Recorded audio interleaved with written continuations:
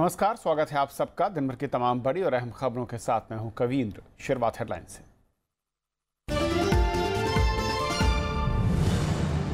राज्यसभा में अवरोध पर सभापति एम वेंकैया नायडू ने जताई गंभीर चिंता, सदस्यों से गरिमा बनाए रखने की अपील।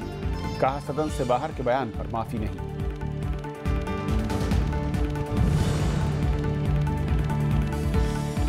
बूथ स्तर पर पार्टी को मजबूत करने की जरूरत। बीजेपी संसदीय दल की बैठक में प्रधानमंत्री का संबोधन। 2019 में जीत के लिए युवाओं को मौका देने पर जोर।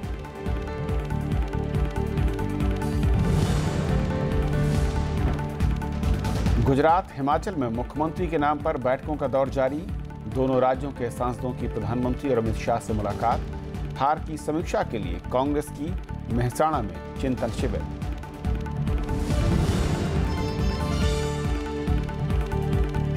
लोकसभा में उठा महानदी जल का मुद्दा। बीजेडी ने की ट्रिब्यूनल बनाने की मांग। छत्तीसगढ़ के साथ विवाद में केंद्र से तटस्थ रहने की अपील।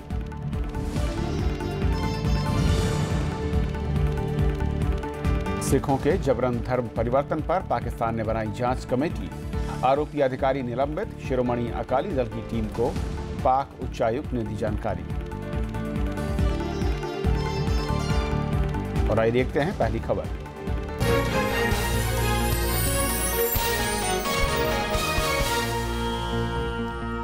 राज्यसभा की कार्यवाही में अवरोध को लेकर सभापति एम वेंकैया नायडू ने चिंता जाहिर की है। उन्होंने सदस्यों से सदन की गरिमा बनाए रखने की अपील की। गुजरात चुनाव प्रचार के दौरान मनमोहन सिंह पर प्रधानमंत्री नरेंद्र मोदी की टिप्पणी को लेकर बुधवार को भी सदन की कार्यवाही में अवरोध हुआ। कांग्रेस इस मामले में प्रधानमंत्री से सफाई की मांग कर रही है। वहीं सरकार ने विपक्ष के आरोपों को खारिज कर दिया। राज्यसभा में शून्यकाल में कांग्रेस सदस्यों ने एक बार फिर पूर्व प्रधानमंत्री मनमोहन सिंह के खिलाफ प्रधानमंत्री की टिप्पणी का मुद्दा उठाया। सभापति एम वेंकैया नायडू के बार बार आग्रह के बावजूद विपक्षी दल शांत नहीं हुए। सभापति ने सांसदों से सदन की गरिमा बनाए रखने की अपील की। This is not the way. ये पार्लियामेंट है, राज्यसभा है, अपर हाउस है। Don't create such situation. गलत मैसेज जा रही। आपके लिए भी अच्छा नहीं है, देश के लिए भी अच्छा नहीं, सदन के लिए भी अच्छा नहीं। सभापति ने कहा कि अवरोध से दूसरे सांसदों के अधिकार का अतिक्रमण होता है और उन्हें जरूरी मुद्दे उठाने का मौका नहीं मिल पाता। You don't want the house to function. You don't want other members to have their issues to be raised in the house. There are important issues from Orissa, from Uttar Pradesh, from West Bengal, from every state. There are issues. You don't want to hear any issues concerning the country. You want to just give slogans. सभापति की appeal का कांग्रेस पर कोई असर नहीं हुआ। कांग्रेस सदस्य आसन के करीब आकर नारेबाजी करने लगे। अवरोध रुकता नहीं देख सभापति ने सदन की कार्यवाही दोपहर 12 बजे तक स्थगित कर दी।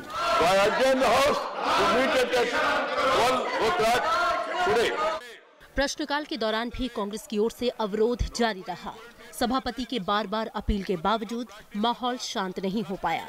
आखिरकार सभापति एम वेंकैया नायडू को कार्यवाही दोपहर 2 बजे तक स्थगित करनी पड़ी। 2 बजे सदन की कार्यवाही शुरू होने पर नेता प्रतिपक्ष गुलाम नबी आजाद ने प्रधानमंत्री नरेंद्र मोदी से इस मामले में सफाई की मांग की। जिस कॉन्स्पिरेसी का उन्होंने गुजरात इलेक्शन में उल्लेख किया था, जिसमें भूतपूर्व प्रधानमंत्री मनमोहन सिंह जी का भी उन्होंने उल्लेख किया है, बाकी बहुत सारे लोगों का उल्लेख किया है, तो अल्टीमेटली तो वो कॉन्स्पिरेसी तो कोई निकली नहीं। हमने माफी की बात नहीं करते हैं, हमने कहा स्पष्ट करें। संसदीय कार्य राज्य मंत्री विजय गोयल ने विपक्ष के आरोपों को खारिज किया। जिसको कि ये कहा जा सके कि कोई आपत्तिजनक है, उन्होंने किसी षड्यंत्र, किसी कॉन्स्पिरेसी की बात नहीं कही है। पूरा टेक्स्ट अगर आप पढ़ेंगे तो उसमें देखा जा सकता है। कांग्रेस का इस मामले को लेकर सदन में अवरोध जारी रहा। इस बीच पेट्रोलियम मंत्री धर्मेंद्र प्रधान ने भारतीय पेट्रोलियम और ऊर्जा संस्थान विधेयक पर चर्चा का प्रस्ताव रखा। अवरोध जारी रहने पर उपसभापति पीजे कुरियन ने सदन की कार्यवाही दिन भर के लिए स्थगित कर दी।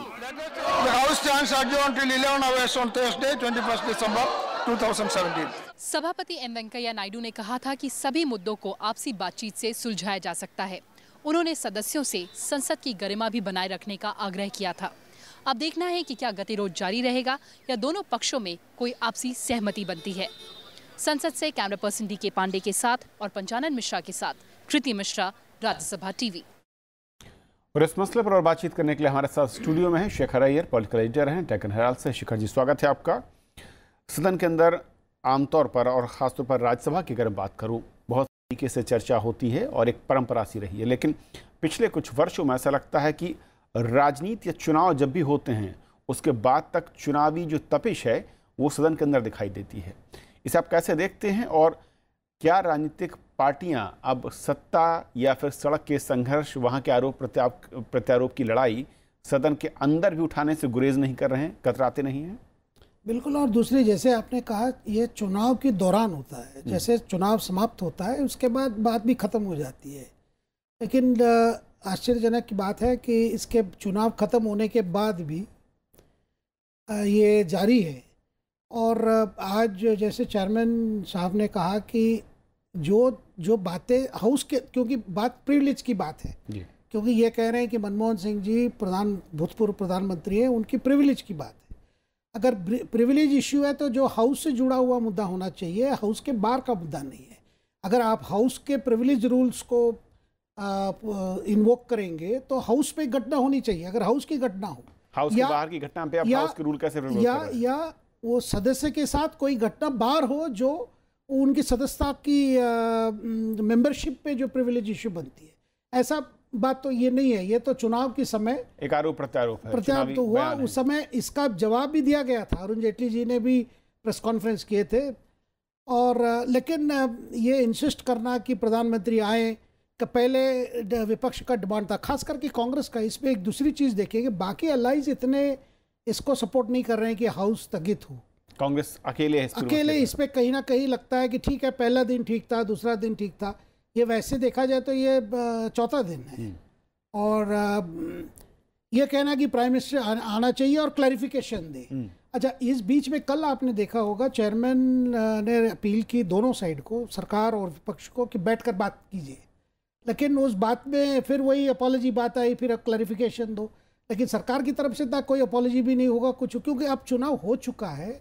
अब चुनाव बातों को आगे ये करना, ये अभी हाउस देखिए, पहले तो ये चल रहा था कि भाई विंटर सेशन डिले हो गया, मैं इसी पे, और ये सेशन में वर्किंग डेज 10 दिन ही है जी।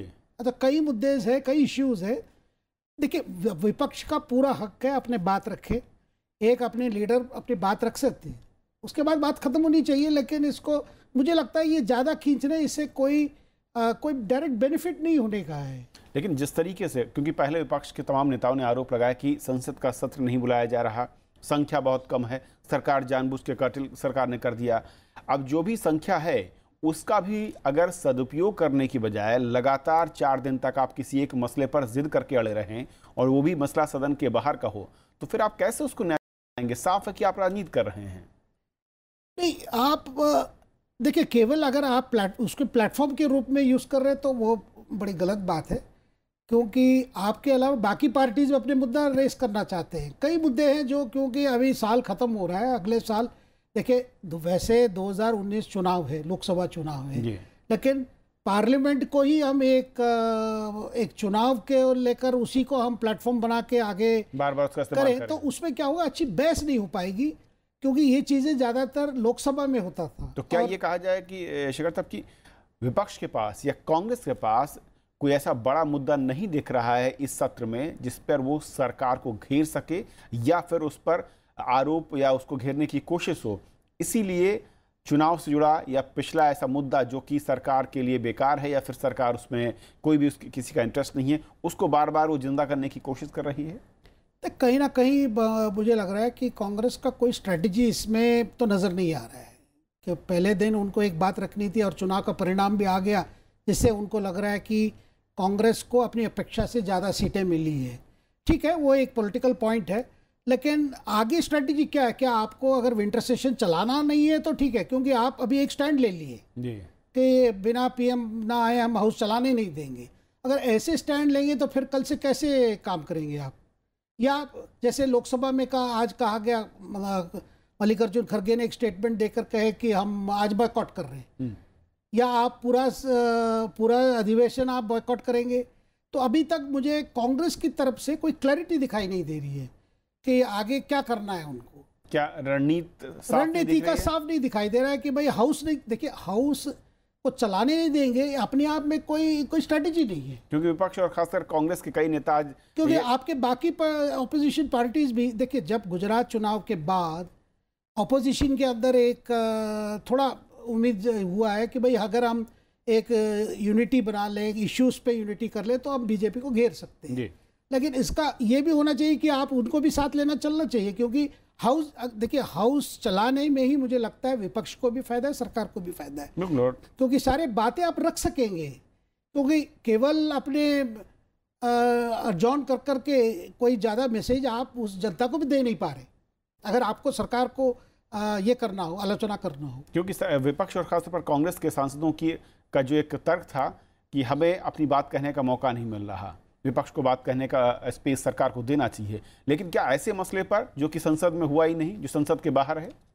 वही देखिए, ये चेयरमैन साहब ने एक मैं समझता हूँ एक ग्राउंड रूल रखे हैं कि हम उस इश्यू को उठाए जो हाउस से संबंधित हो, क्योंकि ये राज्यसभा है, हाउस ऑफ एल्डर्स का। आज जैसे उन्होंने फिर याद दिलवाया, ये हाउस ऑफ एल्डर्स, हम सीनियर पार्लियामेंटेरियंस हैं, तो हम आए विषय को डिस्कस करने की, गंभीरता के साथ चर्चा हो सकता है। देखिए ऐसा है कि विपक्ष को कई समय ऐसा मुद्दे आता है जिस मुद्दे पर उनको गौर आपत्ति है, गौर अपनी क्या कह सकते हैं, अपनी स्ट्रॉन्ग फीलिंग्स को रजिस्टर करना है तो कर सकते हैं। लेकिन इसका मतलब आप 4-5 दिन करते रहेंगे, फिर आपका ही इशू डाइल्यूट हो जाता है। और असल मुद्दे से आप शायद भटक रहे होते हैं। उस वक्त लोकतंत्र के लिहाज से भी चर्चा के बजाय जब विरोध होता है तो फिर चिंता बढ़ती आती है। बहुत शुक्रिया सर इस पूरे मसले पर हमारे साथ जुड़ने के लिए। यदि पहली खबर, छोटा सा ब्रेक, और ब्रेक के उस पार कुछ और बड़ी खबरें।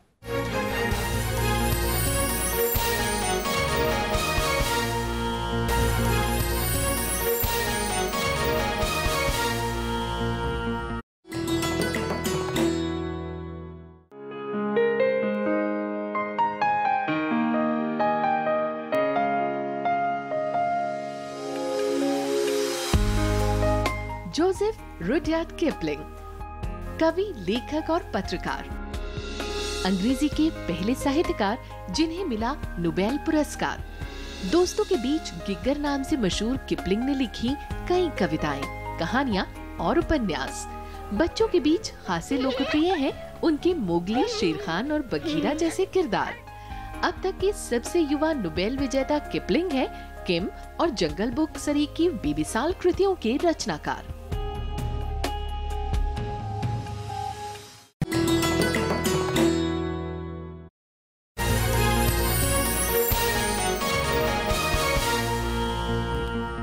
बुधवार को लोकसभा से 2 विधेयक पारित हुए। पहला विधेयक स्थावर संपत्ति अधिग्रहण और अर्जन संशोधन विधेयक 2017।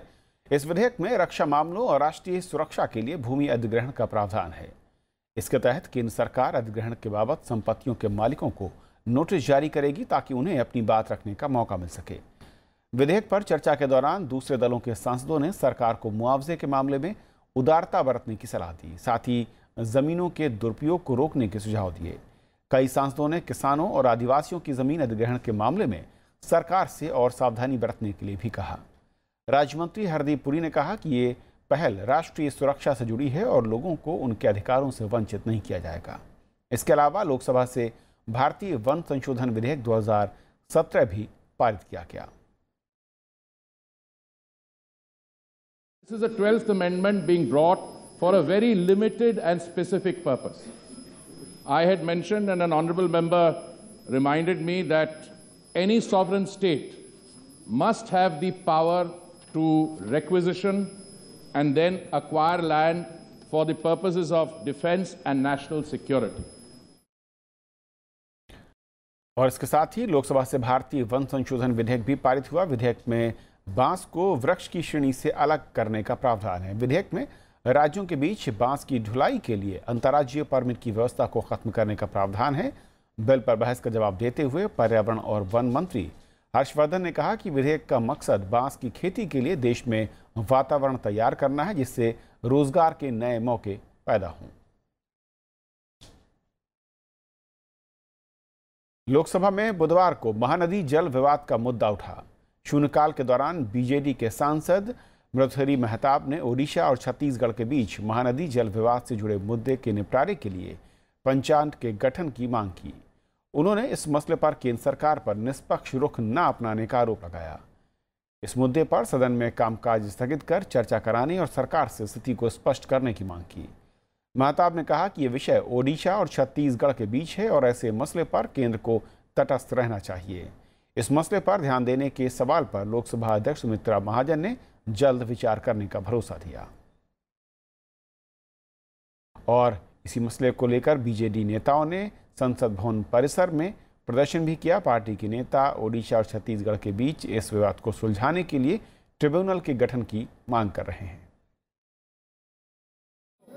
The commitment that the government has made in the floor of the House of Lok Sabha and also in the Rajya Sabha relating to formation of tribunal relating to Mahanadi interstate dispute, water dispute, that was the reason why the government is going back on the commitment that the government has made in the floor of the House. That is a point why I have been insisting that our party has been insisting that we should be taken up as a adjournment motion for consideration. प्रधानमंत्री नरेंद्र मोदी की अध्यक्षता में बुधवार को ही केंद्रीय मंत्रिमंडल की बैठक में कई अहम फैसले लिए गए। कैबिनेट ने उपभोक्ता संरक्षण विधेयक 2017 में संशोधनों को मंजूरी दे दी। बिल को इसी सत्र में पेश किए जाने की उम्मीद है। इससे भ्रामक विज्ञापन देने वालों के खिलाफ कड़ी कार्रवाई की व्यवस्था होगी और उपभोक्ताओं की शिकायतों की समयबद्ध सुनवाई भी हो सकेगी।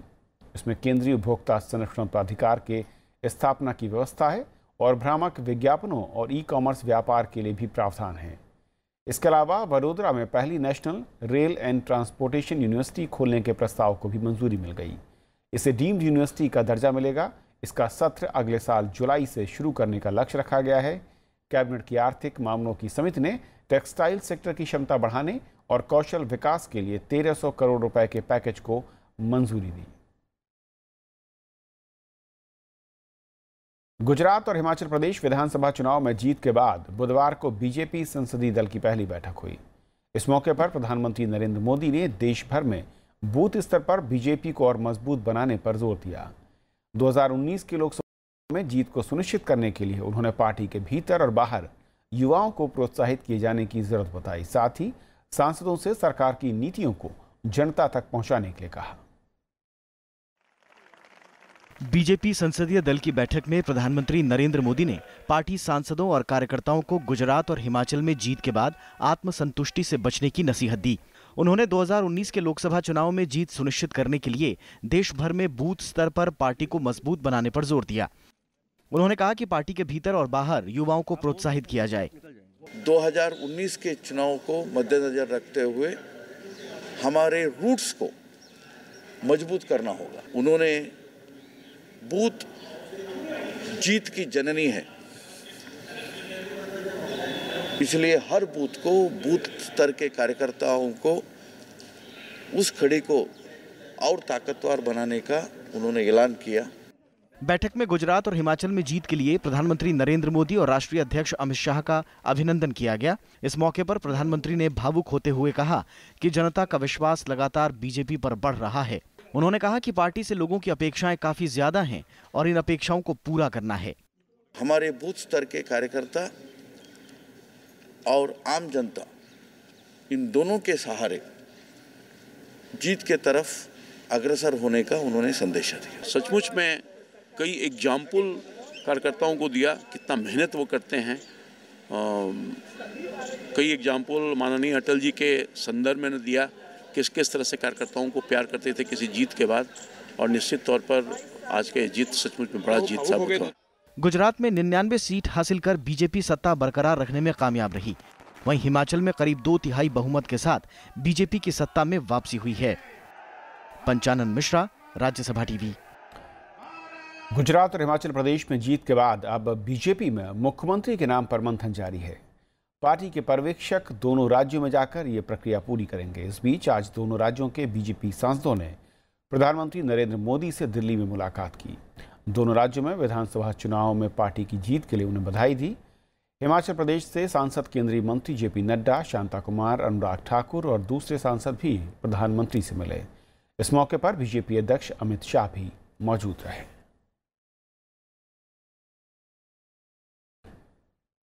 गुजरात के महसाणा में बुधवार से कांग्रेस की 3 दिवसीय बैठक शुरू हुई। इसमें पार्टी के विधानसभा चुनाव में मिली हार की समीक्षा होगी। 22 दिसंबर तक चलने वाली इस बैठक में पार्टी के कई बड़े नेता शामिल होंगे। आखिरी दिन कांग्रेस अध्यक्ष राहुल गांधी चिंतन बैठक में पहुंचेंगे। इस दौरान पार्टी की हार के अलावा बाकी दूसरे मसलों पर भी चर्चा होनी है। बैठक में पार्टी के नवनिर्वाचित विधायकों के साथ आगे की रणनीति पर भी विचार होगा।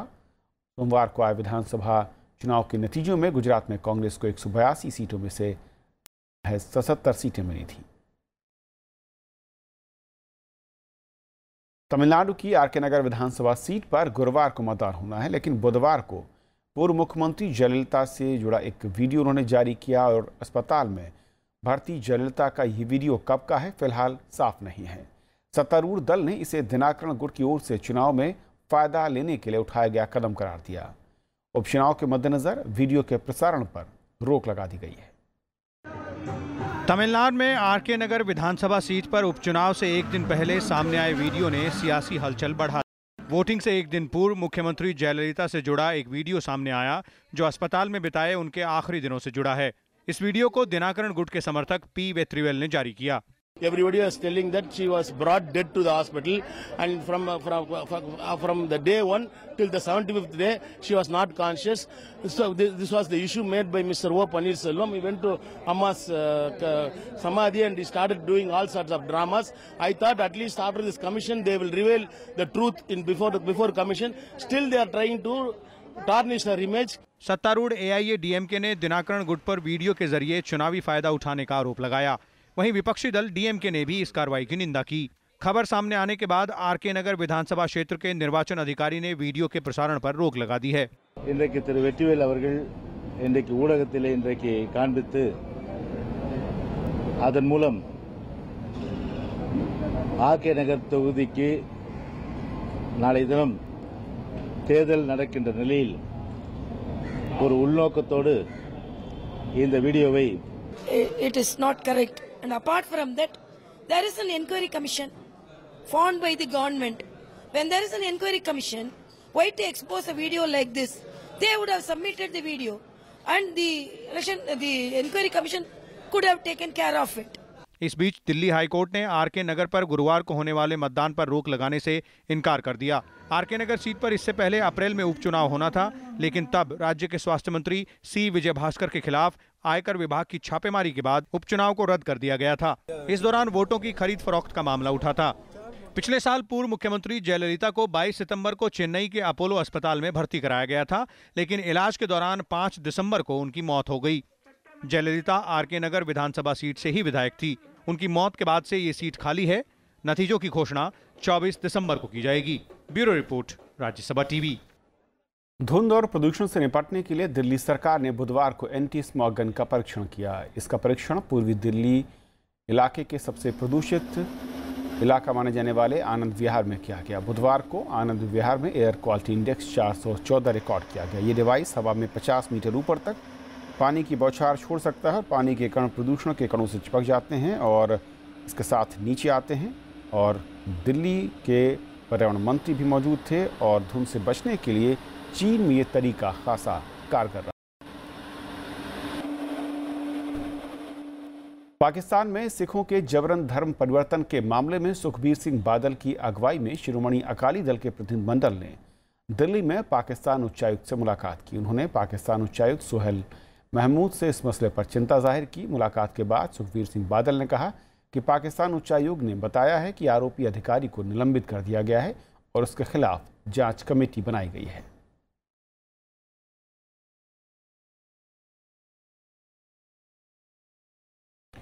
अमेरिकी संसद के दोनों सदनों से कर सुधार विधेयक को मंजूरी मिल गई है। इसे अमेरिका का बीते 3 दशकों में सबसे बड़ा कर सुधार माना जा रहा है। ये राष्ट्रपति डोनाल्ड ट्रंप के लिए बड़ी जीत है। सीनेट में विधेयक के पक्ष में 51 वोट और विपक्ष में 48 वोट पड़े। इससे पहले प्रतिनिधि सभा ने $1500 अरब के कर विधेयक को मंजूरी दी। प्रतिनिधि सभा ने विधेयक को 203 वोट के मुकाबले 227 से पारित किया। इसमें कंपनियों के लिए छूट, स्थायी और लोगों को अस्थायी तौर पर कर से राहत देने के प्रावधान हैं। अंतिम मंजूरी के लिए प्रक्रियागत मुद्दे को लेकर कर संहिता को दोबारा से प्रतिनिधि सभा में भेजा जाएगा और उसके बाद राष्ट्रपति की मुहर के लिए। और राष्ट्रपति डोनाल्ड ट्रंप ने इस पर खुशी जाहिर करते हुए ट्वीट भी किए। तो खबरों के आज के सफर में इतना ही। नमस्कार।